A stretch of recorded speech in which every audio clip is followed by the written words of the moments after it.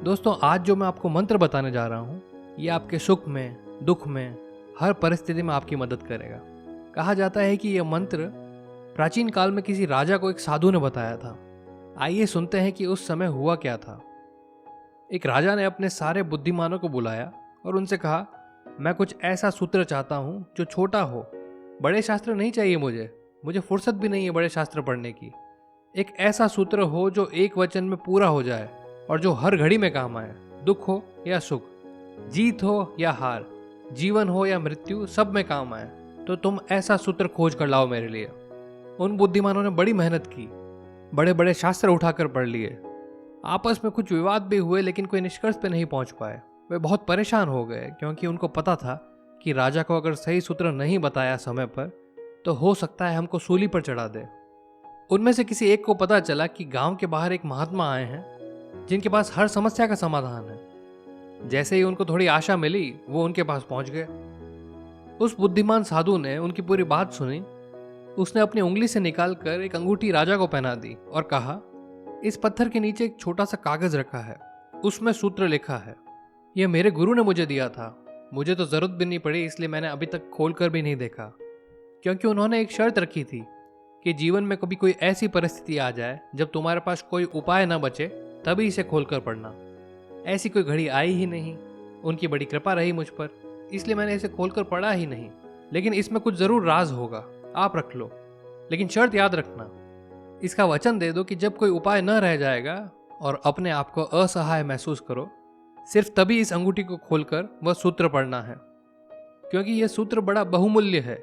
अगर इसे साधारण खोला गया तो अर्थहीन हो जाएगा। सम्राट ने वह अंगूठी पहन ली। कई बार जिज्ञासा भी हुई, फिर सोचा कि कहीं खराब ना हो जाए। फिर काफी वर्षों के बाद एक युद्ध हुआ जिसमें सम्राट हार गया और दुश्मन जीत गया। उसके राज्य को हड़प लिया गया। वह सम्राट अपने घोड़े पर सवार होकर भागा अपनी जान बचाने के लिए। संगी साथी, दोस्त, परिवार सब छूट गए। 2-4 सैनिक और रक्षक उसके साथ थे, वे भी धीरे धीरे हट गए क्योंकि अब कुछ बचा ही नहीं था, तो रक्षा करने का कोई सवाल भी नहीं था। दुश्मन उस राजा का पीछा कर रहा था। तो राजा एक पहाड़ी घाटी से होकर भागा जा रहा था। उसके पीछे घोड़ों की आवाज आ रही थी, टापें सुनाई दे रही थी। प्राण संकट में थे। अचानक उसने पाया कि रास्ता समाप्त हो गया। आगे तो भयंकर गड्ढा है, वह लौट भी नहीं सकता। एक पल के लिए सम्राट स्तब्ध खड़ा रह गया कि क्या किया जाए। फिर अचानक से उस साधु की बात याद आई। उसने अपनी अंगूठी देखी और उस अंगूठी के पत्थर को खोलकर वह कागज निकाला और उस कागज में एक छोटा सा वचन लिखा था, यह वक्त भी बीत जाएगा। सूत्र पढ़ते ही उस सम्राट के चेहरे पर मुस्कुराहट आ गई। उसके चेहरे पर एक बात का ख्याल आया, सब तो बीत गया, मैं सम्राट ना रहा, मेरा साम्राज्य गया, सुख बीत गया। जब सुख बीत गया तो दुख भी स्थिर नहीं रहेगा। राजा ने सोचा, शायद सूत्र ठीक कहता है, अब करने का कुछ है भी नहीं। लेकिन सूत्र ने उसके भीतर कोई सोया तार छेड़ दिया था। यह भी बीत जाएगा, ऐसा बोध होते ही जैसे सपना टूट गया। अब वो व्यग्र नहीं, बेचैन भी नहीं था और ना ही घबराया हुआ था। वह शांति से बैठकर सोचने लगा। और संयोग की बात थी, थोड़ी देर तक तो घोड़े की टाप सुनाई देती रही, फिर टापें भी बंद हो गई। शायद सैनिक किसी दूसरे रास्ते पर मुड़ गए। घना जंगल और बीहड़ पहाड़, उन्हें पता नहीं चला कि सम्राट किस तरफ गया है।